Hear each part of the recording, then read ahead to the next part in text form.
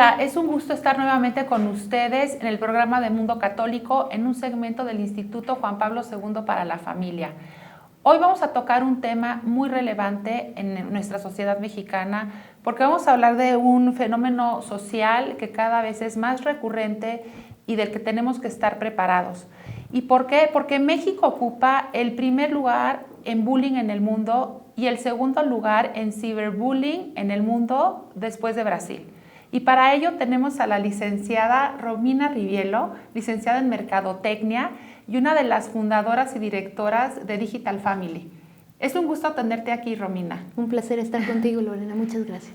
Bueno, pues va a hablar de este tema del que todos debemos estar muy bien informados, sobre todo para prevenirlo y si en caso de que nos esté pasando con nosotros o con nuestros hijos, saber qué hacer. Sí, y creo que saber entenderlo, porque parte de lo que quieres hacer en casa es fomentar el uso seguro, responsable de medios digitales en general. Entonces, entender la dinámica te ayuda mucho a qué puedes hacer en casa y creo que gracias por la oportunidad de compartir. No, gracias a ti. A mí me gustaría primero que nos explicaras qué es el ciberbullying y cómo surge el ciberbullying. Cyberbullying viene de esta conjugación de dos palabras. Cyber, que tiene esta denotación de digital, y bullying, que es acoso. Uniendo las dos palabras, viene una terminología que vale la pena aclarar, que tiene que ver con todo acoso recurrente que hacen dos iguales, o sea, en este caso serían dos niños, en el cual uno a otro a través de medios digitales como correo electrónico, redes sociales, aplicaciones de mensajería o WhatsApp es uno de los más frecuentes hoy en día, o juegos en línea, acosa, molesta, amenaza o intimida a otra persona recurrentemente. Esa es como la descripción que más se apega a lo que realmente es. La persona que ataca lo hace con toda la intención de atacar. O sea, su objetivo es atacar, molestar, hostigar a la otra persona. Lo hace con toda la intención. Cuando ya cae sí, para que caiga en un cuadro de cyberbullying, sí. No necesariamente, la dinámica de cyberbullying a veces lo complejo es que algunas veces empieza con algunas otras dinámicas. Muchas de ellas suelen ser bromas, o algunas de ellas pues, suelen ser hacerte el chistoso de la clase o el que es el popular y empieza a tratar de hacerse el gracioso a través de molestar a alguien más, encuentra a alguien que puede ser vulnerable en este tema y es el que normalmente podría atacar. Entonces, sí existe esta intención mala cuando cae en el cuadro ya específico de cyberbullying. ¿Cómo, para entender esto, Romina, cómo inicia? O sea, dame unos ejemplos de cómo inicia este ataque o esta interacción entre dos personas y que se vuelva en cyberbullying. Mira, lo complejo es que te puedo dar varios ejemplos. No necesariamente siempre un cyberbullying empieza en línea.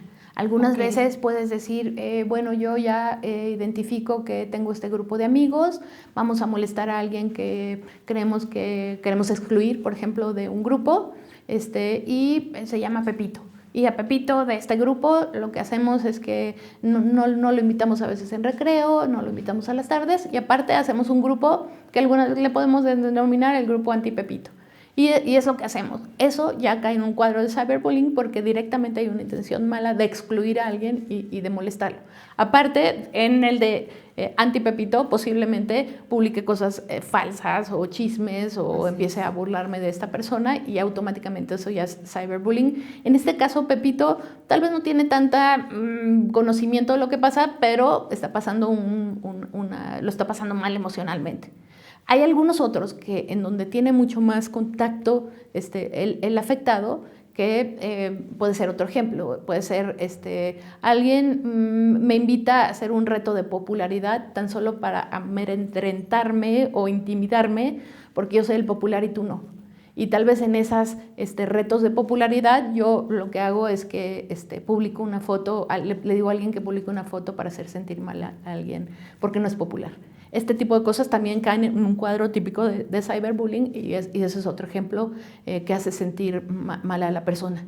Uno más cotidiano puede ser, en un chat empezamos a bromear a alguien, tal vez identifico que ese niño tenga algo que yo considero que lo quiero molestar, o sea, lo quiero molestar porque, seguro no vas a ir a la fiesta porque no te van a dejar, nunca te dejan.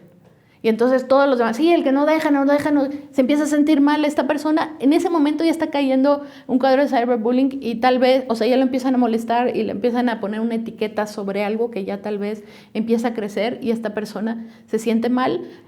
¿Qué pasa en esa dinámica? Es importante entender en las tres, hay 3 participantes en una dinámica de cyberbullying regularmente. Un participante es la víctima, otro participante es el acosador y un tercer participante, que pueden ser varios, es estos que observan lo que está sucediendo ahí adentro. Entonces, más o menos es como típicamente se podría ver en 3 ejemplos un caso de cyberbullying. Y Romina, una pregunta, es una duda mía. Yo tengo entendido que generalmente el que acosa o el que molesta va por la bandera del anonimato, pero ahorita que me lo estás diciendo, entonces no siempre es así. Pues, se puede dar que la persona acosada o molestada sepa perfectamente bien quién es, o siempre es anónimo, porque eso les da mucho poder. Lo que se habla de cyber, hay dos, te podría decir que hay 2 respuestas para tu pregunta. La primera de ellas es, efectivamente hay casos de cyberbullying en donde, por ejemplo, la persona que quiere hacer daño roba las contraseñas de la otra persona y empieza a publicar a nombre de la persona que le hace bullying cosas para hacerle un daño directamente a esta persona. Eso también es un cuadro de cyberbullying, es anónimo, yo me robé tus cuentas y nadie sabe quién fue y es difícil encontrar a esa persona. Otro cuadro que también es anónimo, que podría caer en un cuadro de cyberbullying, es una persona que da de alta una cuenta falsa y tal vez... en esta cuenta falsa me empieza a molestar y tal vez empieza a publicar cosas malas sobre mí. Esta persona se mete dentro del anónimo, no es anónimo porque no sabemos quién es y esa cuenta es una cuenta falsa y es difícil encontrar, no es imposible, es difícil encontrar y saber quién es, y ese cuadro de anonimato también es cyberbullying. Sin embargo, se habla de anonimato también en el tema de que estoy escondiéndome detrás de la pantalla. Claro. Entonces, algunas veces sí sabes directamente quién soy, sí me estás molestando, sí porque eres popular, y no necesariamente para que sea cyberbullying tiene que ser anónimo. Entonces, se da como las 2 dinámicas dentro de un cuadro de cyberbullying. ¿El cyberbullying está penalizado? ¿Hay alguna legislación? O sea, ¿se puede hacer algo en contra de esto? Creo que en este sentido necesitamos entender las dinámicas, digamos, las consecuencias de esas acciones en 2 niveles. En dónde están pasando las cosas y qué pueden hacer por mí. A nivel legal, no en todos los estados está penalizado el hecho de molestar a alguien. Desgraciadamente, las leyes todavía van más rápido en penalizar bullying que lo que van en penalizar cyberbullying. Okay. En el caso de otro nivel que también se está también regulando cada vez más son las políticas y los procedimientos que hay dentro de las escuelas. A nivel escolar, cada vez más las escuelas están metiendo protocolos de cómo se pueda reportar un caso de ciberacoso y también se puedan dar consecuencias a los diferentes niveles de ciberacoso. Y eso, te podemos decir que así de rápido como va toda la tendencia digital, está en un proceso de hacerse ambas cosas. Entonces, desgraciadamente, la parte legal todavía no está penalizando al nivel que debería estar penalizando y también entendiendo como los diferentes niveles de cyberbullying y eso, pues. Pero tenemos una policía cibernética. Tenemos una policía cibernética, sí, en México y como te digo, hay que entender el rol de la policía cibernética en México. La policía cibernética en México primero tiene un rol preventivo, que hace mucha parte preventiva de informar a las personas de lo que puede hacer a nivel los casos de cyberbullying. Una segunda cosa que hace la policía cibernética en este tipo de casos es ayudarte, por ejemplo, a identificar quién fue la persona o de qué dispositivo salió para todos esos casos anónimos que tú mencionas, por ejemplo. ¿Qué pasa? Que lo que tú haces, lo que haría una persona, por ejemplo, sería, yo tengo un caso de cyberbullying, no sé quién es la persona, Si yo meto yo hago una demanda y la escalo a la policía cibernética puede saber exactamente de qué dispositivo y tiene acceso a saber de qué dispositivo pudo haber salido ese caso de cyberbullying. Entonces, me da muchísimo más información. Claro.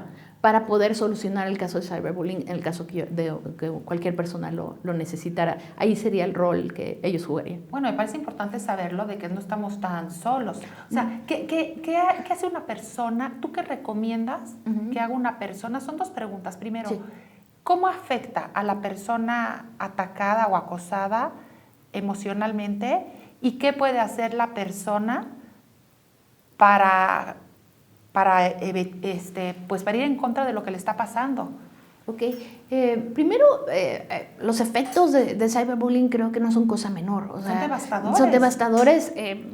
Hay algunos casos de cyberbullying que se extienden y han llegado al nivel suicidio. Terrible. Y terriblemente, o sea, uno de los más sonados en los últimos años es Amanda Todd, esta chica canadiense que después, una vez, ella fue acosada. Primero sí. no fue un caso de cyberbullying al principio, sino fue un caso en donde ella comparte una imagen inapropiada a un grupo y alguien le empieza a extorsionar para que siga compartiendo imágenes a esa persona, y si no, lo que va a hacer es que le va a empezar a compartir esas imágenes, digamos, hizo un flashazo y esas imágenes a su grupo de contactos, y después lo que pasa con ella en particular es que una red grande la empieza a molestar y le empieza a ofender, le empieza a decir que se muera, que no merece estar viva, y sí. Le empieza a decir cosas muy crueles, y al grado en donde ella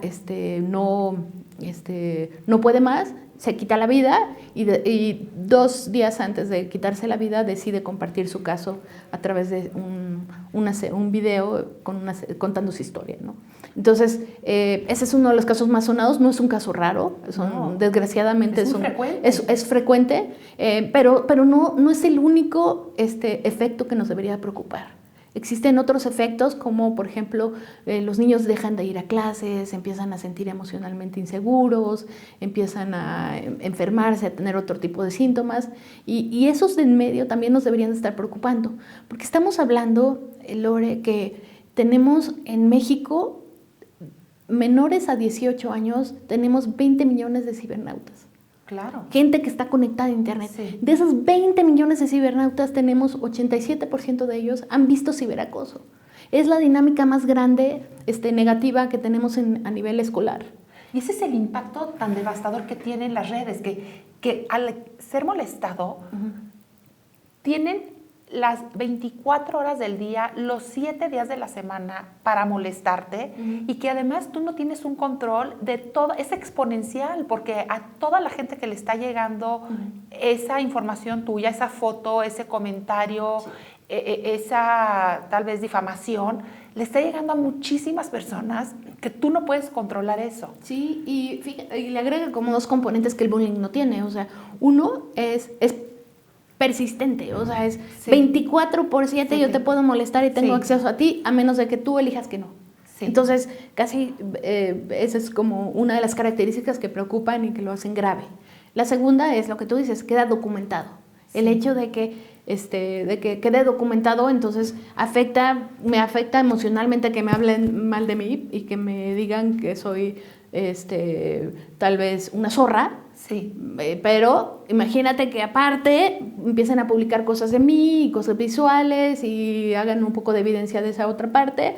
Eso, a nivel reputación, y el efecto que eso podría dar de mí es pues devastador. Entonces eso da un efecto mucho más grave que si tal vez solo me lo dijeran, que una palabra, pues aquí ya lo estás acompañando con imágenes, con recurrencia. Entonces la combinación de esos 2 factores pues lo hace mucho más complejo y lo hace mucho más grave. Ahora, eso, tú me dijiste otra pregunta, ¿qué puedo hacer? Lo bueno y lo que nosotros queremos que, primero, es súper importante, todo este tipo de dinámicas se tienen que manejar a nivel comunidad. nosotros no lo podemos, es importante sí que armemos a nuestros hijos para que a nivel individual estén preparados para un tipo de dinámica así. Con herramientas, con cómo manejarte, con pensamiento crítico, con lineamientos claros. Pero también a nivel comunidad, si tú logras que toda la comunidad completa no solo sepa cómo manejarse en dinámicas así, sino también hayan iniciativas de que usen la tecnología de manera positiva, de que se trabajen como equipo, de que haya valores, de que se cuiden y de que definan cómo quieren ser, cómo queremos ser esta generación, cómo queremos ser este grupo de amigos, cómo nos visualizamos como grupo y cómo somos colaborativos. Claro.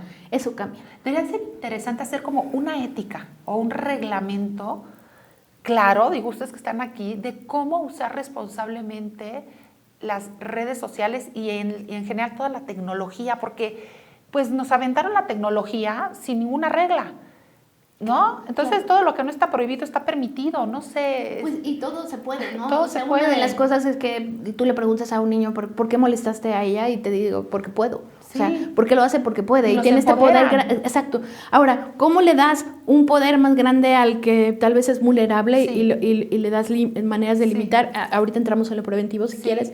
Y cómo le quitas y cómo también le das las herramientas adecuadas a la persona que está molestando y a los que observan que puedan también hacer algo al respecto. Eso es importante. Eso es a nivel comunitario y es importante que todos estén bajo la misma línea. El punto que tú dices de los reglamentos y las reglas, este tema es súper interesante. Nosotros lo que hacemos en Digital Family es promovemos ciudadanía digital. Okay. Y lo que es la ciudadanía digital son los principios y las normas que rigen el comportamiento seguro y responsable de Internet. Y tiene que ver con cuáles son las normas de usarlo adecuadamente. Claro. Nosotros a los niños y a los adolescentes se los planteamos de una manera muy, muy transparente, es respétate a ti y respeta a los otros. Básico. Básico, un tema de respeto y un tema de valores y un tema también de entendimiento. Así tú, por ejemplo, estás en una red social porque a nivel físico los papás le estamos dedicando tiempo a las niñas a que te des a respetar frente a los niños. Claro. Pero a nivel digital, en un chat, los niños pueden hablar como pueden hablar sobre las niñas y no haces nada. Es cierto. Este tipo de cosas no las hemos debatido en casa en la sobremesa. Falta más esta conversación de que hablemos de respeto en general y qué está pasando, que no lo juzguemos, sino lo platiquemos. La comunicación, qué importante, y entrar a este mundo de los jóvenes y de lo que pasa. Exactamente. El segundo de los principios grupo de los principios de ciudadanía digital es protégete a ti, protege a otros.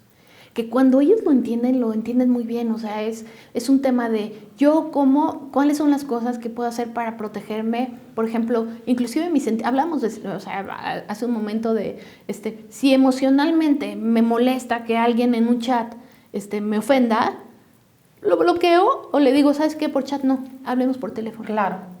Nosotros, una de las cosas básicas que le decimos a los niños es no te enganches. No te enganches, sobre todo emociones. O sea, enojos, tristezas, molestias, no te enganches. Y hay este tema, los niños siempre hablan de ser cool, ¿no? Y este tema de cómo mantienes tu ser cool frente a una ofensa es bien difícil. Sí. Pero tienes que aprender a eso. O sea, tienes que decir, ¿y por qué? Porque una vez que tú le respondes a la persona que te molestó, ya no es ciberacoso. Eso ya es una pelea. Y eso ya vas a acabar en dirección, y eso ya vas a acabar castigado, claro. Y eso ya eres coparticipante o corresponsable de lo que está pasando. Claro. Si te molesta, lo bloqueas y avisas a alguien, ya es otra dinámica totalmente diferente. Entonces, como que es importante siempre. Pero ¿qué sucede? Perdón, a lo mejor no estoy saliendo. Sí. ¿Qué pasa si tú te sales, lo bloqueas, te sales y eliminas a la persona que te está molestando? Pero tú te estás enterando que los chismes sobre tu persona siguen. Tú ya lo bloqueaste y tú ya no lo ves, pero el resto de la comunidad sí lo está viendo y sí lo están sabiendo. O sea, porque sí me ha pasado de gente que le hacen cyberbullying y que a lo mejor esa persona ya no está metida en esa red, pero el acoso sigue sin que tú estés presente y no hay forma ni de que te defiendas.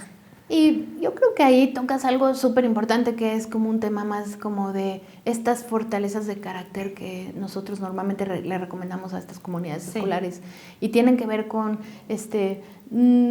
casi, la verdad sigues dos principios que hay que fomentar. El primero de ellos es no le digas a alguien en línea algo que no le digas en persona, y el segundo es no hables de alguien mal si no está frente a ti, o sea, lo que le quieres decir a alguien se lo dices directo. Y si sigues como esos dos principios y aparte seguirías más cosas como de empatía y comprensión. La empatía. Y eso se forma. Claro. Y eso se forma recurrentemente. Es esta plática que tiene que durar en tu casa por años. No sé, y yo creo que tienes millones de oportunidades para hacerlo. O sea, tienes oportunidades de cuando vienen y te cuentan algo de una persona en general. Si tú le haces el cuestionamiento de, oye, ¿ya te sentaste a pensar que tal vez esta persona, que esto te está molestando, que no es importante, cómo te sentirías tú si alguien hablara así de ti? O sea, la verdad es que le mueves, o sea, de nuevo, o sea, una de las cosas que es importante conversar eso con ellos, sin juzgarlos, pero ayudarlos a que ellos mismos lleguen a, la verdad sí no me gustaría. O ellos mismos le empiecen a dar un poco de importancia a esa otra parte, y eso se forma mucho en casa. También por los maestros y también en la escuela, pero sí tenemos que no dejarle, o sea, los papás tendemos mucho a aventarle a la escuela las responsabilidades de todas estas cosas. Esto es formativo, esa nos corresponde a las dos partes, y es importante que las dos partes en su trinchera y de su manera formemos esa otra parte que son como los pilares de que no suceden estas cosas que después se caen, ¿no? Fíjate que yo en este programa ya tuve la oportunidad de tocar el tema de valores y virtudes y de empatía, y cómo estas son cuestiones que pueden blindar a nuestros hijos para saberse defender y enfrentar a este tipo de situaciones, y decir no cuando es no, y saber tener el criterio para entender cuando algo está bien y algo está mal. Sí. Y también para, como dices tú, está esa tercera parte que es el auditorio, y que tú como auditorio no te involucres en molestar a otros, sino al contrario, a lo mejor levantar la voz para detenerlo. Me encanta, por ejemplo, hay uno de estos criterios y valores que tú hablas, que viene mucho al caso para los observadores, por ejemplo, que es como el valor, o sea, valor como de fuerza. Sí. Y es, ¿quién tiene el valor hoy de, en lugar de molestar también, de decir, a mí no me gusta cómo tratamos a él, o ¿sabes qué? Yo sí te voy a tratar bien. Así es. Oye, ¿sabes qué? Oigan, si no está, ¿por qué no hablamos de otra cosa? O sea, cuando los observadores empiecen a levantar la mano o se queden callados y no les sigan a lo negativo, va a empezar a cambiar la dinámica. Claro. Y eso es importante. Mucho de lo que nosotros tratamos de hacer como en estos talleres de Piensa y Decide que hacemos con los alumnos, van encaminados a eso, van encaminados a que tal vez lo que queremos es que tengan una mentalidad diferente frente al tema, y también que los que están ellos mismos también no tengan este nivel de tolerancia por ejemplo, hay una pregunta que siempre nos impresiona. ¿Hasta cuántas veces esperarías si alguien te molesta para bloquearlo o para avisarle a alguien? ¿Cuántas veces? Y hablan de 8, 10, 9. A la primera. Claro. Esa es la obvia. Sí, tolerancia cero. Tolerancia cero. La verdad es que tienen una tolerancia súper alta. Mayor siempre es 8, 9. Sí. Tal vez ya cuando sube de tono te dan ejemplos ya groserías graves o insultos graves. Pero tal vez pues el respeto es una barra que si tú dejas que vaya subiendo, pues eso después se sale de control. Y un poco es como que ellos mismos por convencimiento lleguen a eso. Claro. No por imposición o por un tema etéreo, sino la verdad, ¿cómo nos queremos llevar? Claro. ¿Cómo nos visualizamos siendo esta generación o siendo este grupo de amigos?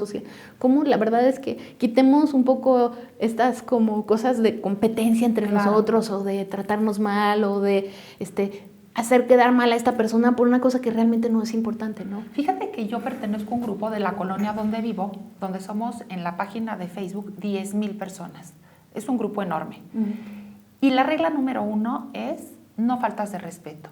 Y son dos administradoras extraordinarias, porque a la primera falta de respeto, o sea, porque se ha dado que de repente hay pleito entre vecinos, ¿no? Somos 10,000 vecinos, uno ataca a uno, otro ataca al otro. A la primera falta y hay autoridades, a la primera falta de respeto de quien sea, es eliminado. Y eso es extraordinario. Como dices tú, es a la primera, no te vas a esperar. Exacto. Y está increíble lo que tú dices. Nosotros, una de las cosas que también hemos aprendido es, está bien porque tu regla es no faltas al respeto. Sí. Y también podrías combinarlo con no faltas al respeto y cuáles son las 3 prácticas que sí podemos hacer juntos que nos ayudaría a llevarnos mejor, Exacto. a integrarnos mejor. Claro.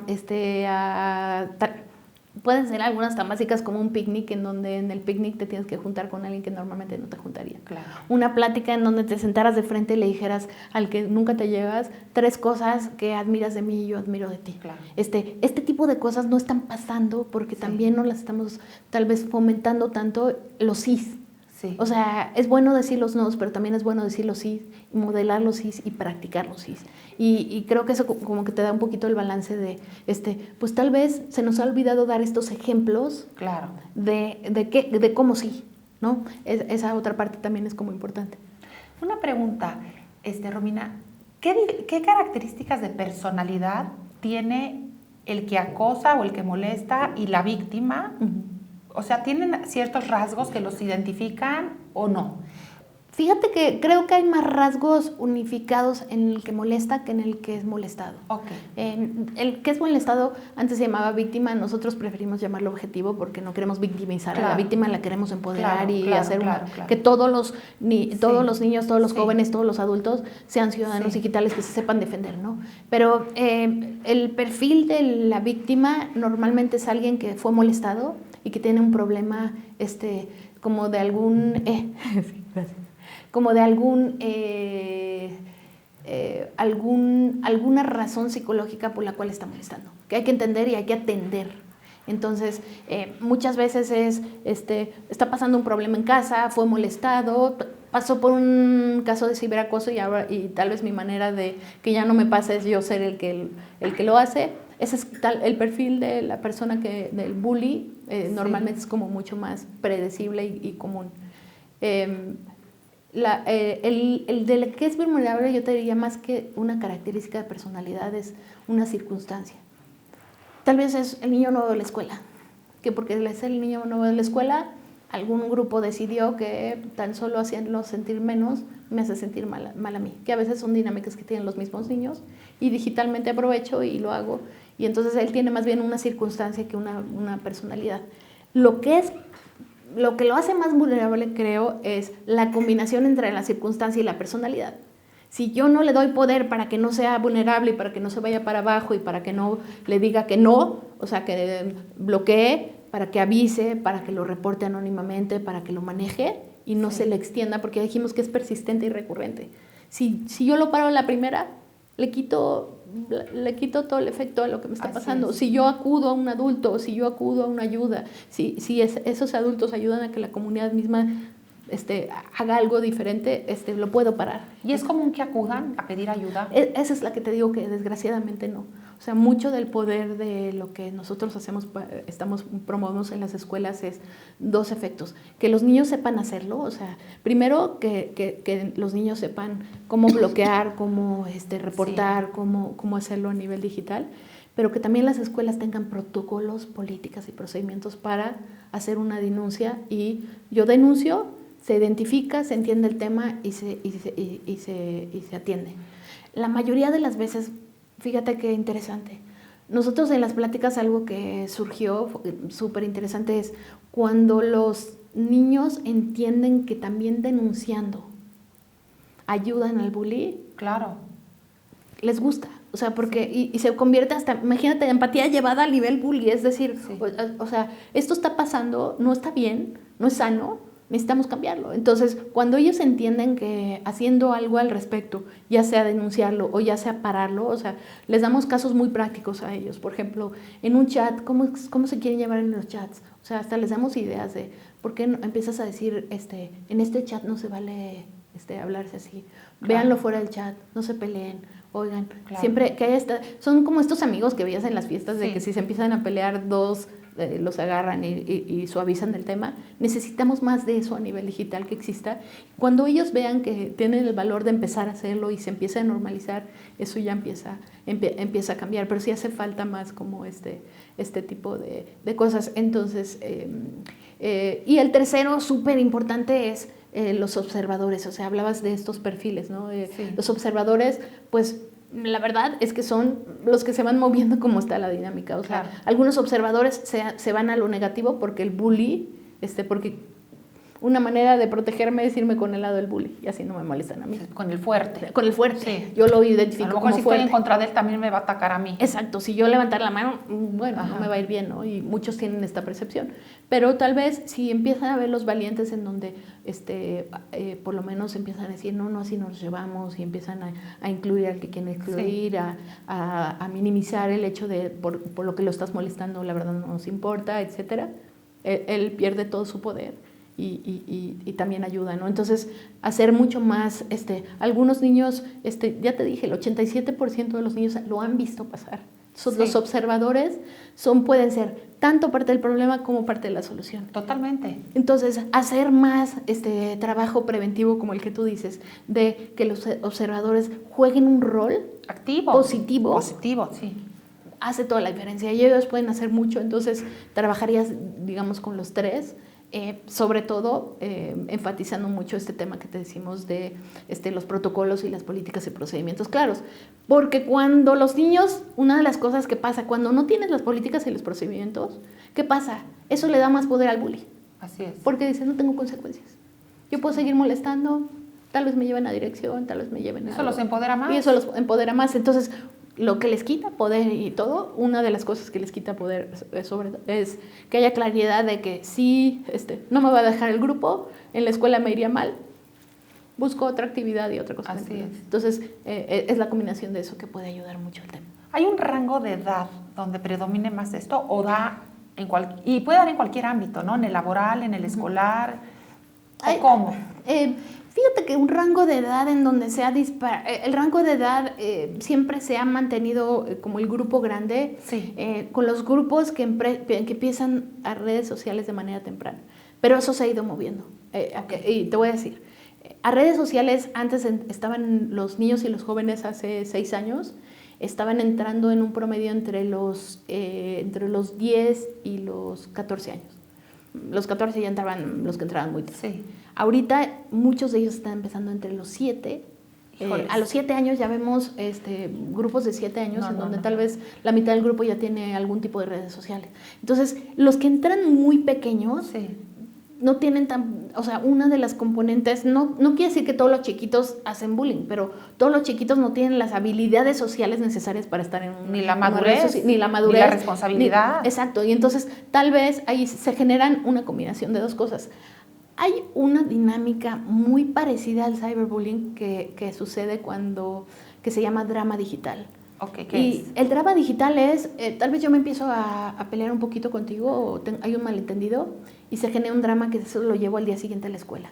Y entonces, ¿qué pasa con este tema? Es que cuando un niño muy chiquito todavía no tiene las habilidades sociales de entender que, ¿por qué me dijo? Y manejar emociones, vaya, ni los adultos lo hacemos de manera correcta. Imagínate un niño de entre 7 y 9 años, hay una dinámica como de arriba del 60% de drama digital ocurriendo también en las escuelas. Entonces, no todos los casos de dinámica negativa tienen que ver con cyberbullying como tal, pero muchos de ellos son drama digital. Entonces, la combinación de las dos tampoco no está ayudando en general, porque entonces hay gente que, por ejemplo, nosotros hoy en pláticas, y te puedo decir que es una práctica muy común, algunas veces se acercan y nos dicen, esa niña me molesta, y vela, no, está viendo que estoy hablando contigo, nunca, eres la primera persona que le he dicho, me molesta y no le importa, nunca le ha importado, y ahorita porque hablamos el tema, me está volteando a ver para ver qué voy a hacer. Entonces, es impresionante ver que la combinación tanto de drama digital como de cyberbullying consume una buena parte del comportamiento y de la convivencia que están teniendo a nivel digital,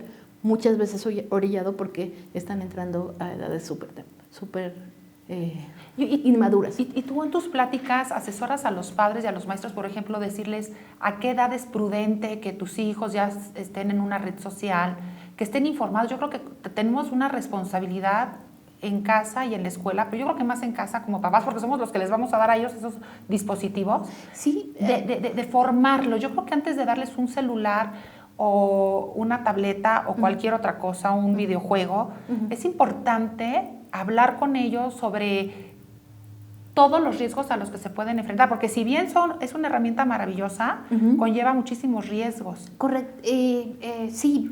De hecho, nosotros a padres de familia tenemos conferencias, tenemos talleres con padres de familia y lo que hacemos con padres de familia justamente es eso, es ayudar a que los padres de familia jueguen un rol activo en la porción digital de la vida de sus hijos. ¿Y cómo lo hacemos? Justamente les damos herramientas y les damos mucha referencia para que tengan perspectiva de cuáles son las edades correctas para darle un primer dispositivo, cuáles son dónde está el contenido bueno y cómo lo pueden buscar, que sepan enseñar a partir de qué edades es recomendable estar en redes sociales, cuáles son los tiempos adecuados de uso de dispositivos que están herramientas de seguridad, porque tú puedes meterle seguridad. Fíjate que hay un componente que afecta mucho, o sea, que juega un papel crítico en que también exista tanto drama digital como ciberacoso, y es el tiempo de ocio extenso que están pasando los chicos en dispositivo. Nada más para que te des una idea, de cuenta, niños entre 8 y 13 años pasan como 6.4 horas al día en México frente a una pantalla. Una parte importante de esas es conviviendo, interactuando con otros.